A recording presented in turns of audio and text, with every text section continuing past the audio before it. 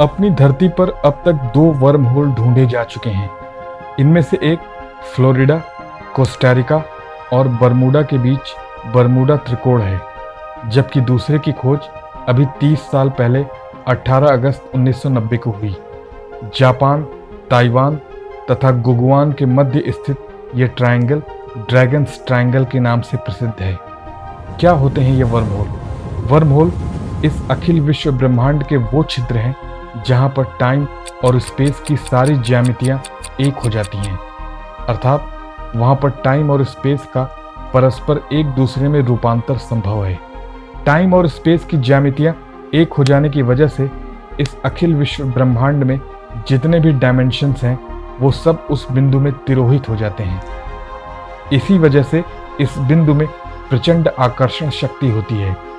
तो अगर आप किसी वर्म होल के मुहाने पर खड़े हैं तो उसकी अकल्पनीय आकर्षण शक्ति में फंस सकते हैं। एक बार कोई भी वस्तु उस छिद्र में फंसी तो वो स्वयं भी उस बिंदु के समान हो जाएगी, लेकिन अगले ही क्षण वो इस बिंदु से बाहर किसी दूसरे लोक में होगी। जितने समय तक वो वस्तु इस बिंदु में रहेगी वो अपने आप को उस ब्रह्मांड के सारे डायमेंशंस में व्यक्त करेगी, लेकिन ये समय इतना कम होता है कि न तो उसको किसी भी तरह से मापा जा सकता है और ना ही इस मानवीय शरीर से उसका अनुभव किया जा सकता है। अगर आप दुर्भाग्यवश उस वर्म होल में फंस गए तो टाइम स्पेस की सारी ज्यामितियों के एक हो जाने की वजह से आपके साथ 2 संभावनाएं हो सकती हैं। या तो आप किसी बिल्कुल अद्भुत और अनजान लोक में पहुंचे, लेकिन वहां भी उसी समय में जी रहे होंगे जिस समय में आप जीते अगर पृथ्वी लोक में होते तो।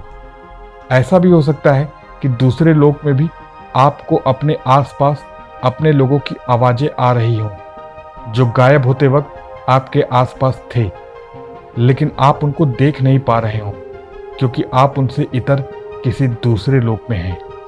ऐसा इसलिए होता है कि वर्म होल में फंसने की वजह से आपके क्षेत्र या स्पेस की ज्यामिति चेंज हो गई हो, लेकिन आपके टाइम की ज्यामिति नहीं बदली हो। दूसरी संभावना यह है कि हो सकता है कि वर्म होल में फंसने के बाद आप वापस उसी जगह पर हों, लेकिन आपकी अपनी दुनिया के लोग वहां न हों।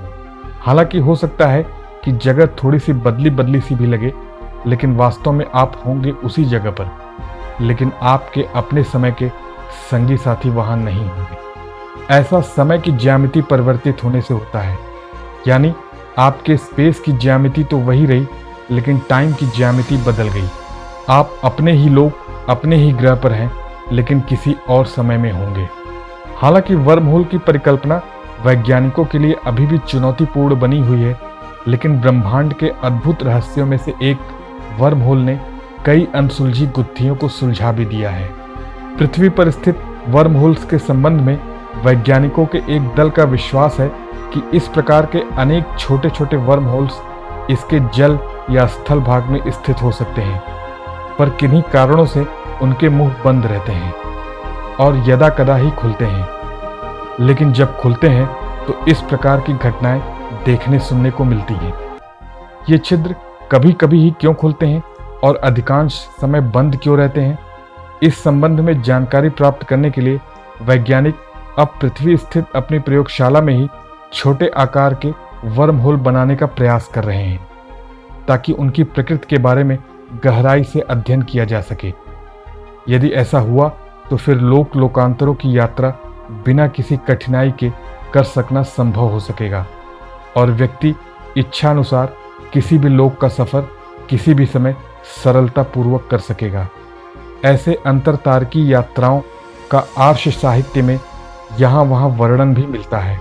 महाभारत में एक इसी तरह के प्रसंग का उल्लेख वन पर्व के तीर्थयात्रा प्रकरण में मौजूद है, जिसमें बंदी नामक एक पंडित ने यज्ञ के आयोजन के लिए विद्वान ब्राह्मणों को समुद्र मार्ग से वरुण लोक भेजा था।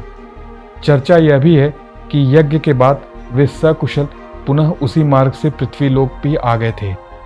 इससे स्पष्ट है कि तब लोग ऐसी विद्या में पारंगत हुआ करते थे। यदि ऐसा नहीं होता तो उनका वापस लौट पाना एक प्रकार से संदिग्ध बना रहता। आज ज्ञान विज्ञान के इस प्रकार से विकसित न होने के कारण ऐसी घटनाओं में व्यक्ति एक लोक से दूसरे लोक में पहुंच तो जाता है, पर फिर अपने पूर्व लोक में वापस नहीं आ पाता। इससे यह साबित होता है कि अन्य लोकों का सुनिश्चित अस्तित्व असंदिग्ध रूप से विद्यमान है।